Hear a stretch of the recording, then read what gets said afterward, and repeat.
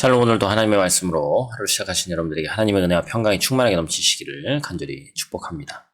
시험의 목적은 시험을 보는 사람이 어느 정도 능력을 가지고 있는지 파악하는 것입니다. 그리고 시험을 통과했다는 것은 더 이상 그 시험에 얽매이지 않아도 된다라는 의미죠. 오늘 본문은 예수님이 시험 받으신 사건입니다. 우리가 쉽게 넘어지는 세 가지 시험에서 우리 주님은 모두 이기셨습니다. 시험을 받으신 예수님을 보면서 우리가 쉽게 넘어지는 삶의 문제에 대한 예수님의 모범 답안이 무엇인지 함께 찾아보기를 원합니다. 사실 예수님께서 시험 당하신 이것은 예수님의 세례와 유사합니다. 예수님은 세례와 시험도 필요가 없는 분이시기 때문에 그렇습니다. 하지만 굳이 성령님은 예수님을 시험의 장소로 인도하시죠. 아무리 외국의 유명한 카레이서라도 한국의 도로에서 운전하기 위해서는 한국에 인증된 운전면허가 필요한 것과 같은 그런 이치입니다. 우리의 구원자는 저 멀리서 적선하듯이 우리를 구원하시는 분이 아니시죠. 우리 옆에서 모든 것을 함께 하신 우리의 친구와도 같은 분이다라는 사실입니다. 우리는 시험과 같은 중요한 일을 앞두었을 때 최고의 상태를 유지하려고 하죠. 하지만 예수님은 정반대셨습니다. 오히려 굶주리고 피곤한 상태에서 시험에 임하셨습니다. 배고픔과 굶주림은 사람을 원초적으로 행동하게 만들죠. 예수님은 극심하게 굶주리셨습니다. 마귀의 시험을 이기셨지만 거저 이기신 것이 아니었습니다. 예수님은 공생의 기간 동안 수차례 떡의 기적을 행하셨습니다. 돌을 빵으로 만드신 정도가 아니라 무에서 유를 만들기도 하셨습니다. 따라서 마귀의 첫 번째 유혹은 시험이랄 것도 아니었습니다. 그런데 중요한 조건이 걸려 있었죠. 내가 만일 하나님의 아들이거든. 사실 이것은 예수님의 정체성에 관한 시험이었습니다. 단순히 떡을 만드냐 안 만드냐의 사건이 아니었다는 것이죠. 메시아는 돌을 떡으로 만들어 배고픔을 채워야 하는 존재라고 마귀는 도전하는 거예요. 그러나 예수님께서는 자신이 빵의 메시아가 아님을 말씀하고 계신 것이죠. 메시아는 사람들의 배를 채워주기 위해서 이 땅에 오신 것이 아니기 때문에 그렇습니다. 두 번째 유혹은 무엇입니까? 바로 보호입니다. 성전 높이에서 뛰어내려 어떤 상황에서도 아버지 하나님께 보호받는 하나님의 아들임을 증명해 보이라는 유혹이에요. 이에 대해서 하나님을 시험하지 말라라고 말씀을 근거로 대답하시죠. 이미 하나님 아버지의 보호 가운데 있고 예수님의 요구를 들어주시는지 여부로 하나님을 판단하는 것이 아니다라는 것을 얘기하는 겁니다. 하나님의 손길을 우리의 필요에 따라서 언제나 불러낼 수 있다라는 생각, 그런 착각을 우리가 가져서는 안 되죠. 주권은 하나님께 있는 겁니다. 우리는 하나님의 때를 물어야 되는 거예요.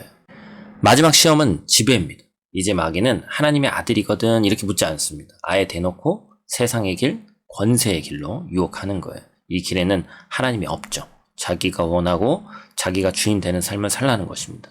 사실 우리 주님에게 했던 이 시험이 많은 사람들이 이 시험에 넘어가죠. 세상 권세를 얻기 위해서 마귀에 복종하는 겁니다. 그러나 우리에게 필요한 것은 타협이 아니라 단호한 선포입니다. 마귀에게 물러가라 명령해야 되는 거예요. 하나님의 말씀을 교묘히 인용해서 죄를 합리화하는 마귀에게 넘어가지 않으시기를 축복합니다. 마지막 11절에 수종들다라는 표현은 그때 예수님이 비로소 식사하셨음을 의미하는 것으로 보입니다. 예수님은 모든 것이 끝난 후에 식사를 하셨어요. 우리는 반대로 하죠. 육체의 필요를 먼저 채우고 하나님의 일을 하려고 합니다. 그러나 먼저 그의 나라와 그의 의를 구하라는 말씀을 우리는 기억해야 됩니다. 예수님은 이 말씀에 순종하여 우리에게 본을 보여주셨습니다. 오늘도 하나님의 말씀으로 승리하는 저 여러분들 되시기를 간절히 축복합니다.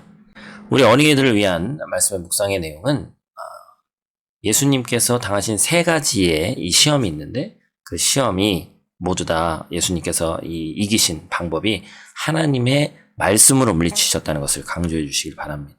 성경을 아는 것 중요하고 그 알을 통해서 행함으로 나가는 것이 참 중요하죠. 우리 어린이들은 이제 주일학교에서 요송도 외우고 또 예배 가운데 말씀을 듣고 하는데 사실 이런 것이 지금 뭐가 필요할까라고 생각이 되어지지만 어렸을 때에 가지고 있는 이 신앙의 훈련이 그리고 가장 머리가 좋을 때 남겨진 이 하나님의 말씀이 평생을 끌고 가는 귀한 하나님의 말씀이다라는 사실을 우리 부모님들이 꼭 기억하시고 아이들에게 그것을 말씀해 주시기를 부탁을 드립니다.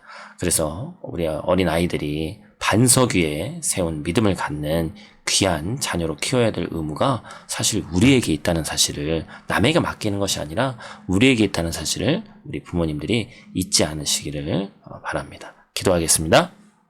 하나님, 이스라엘은 광야에서 불순종했지만 예수님은 말씀에 순종함으로 자신이 하나님의 아들이심을 증명하셨습니다.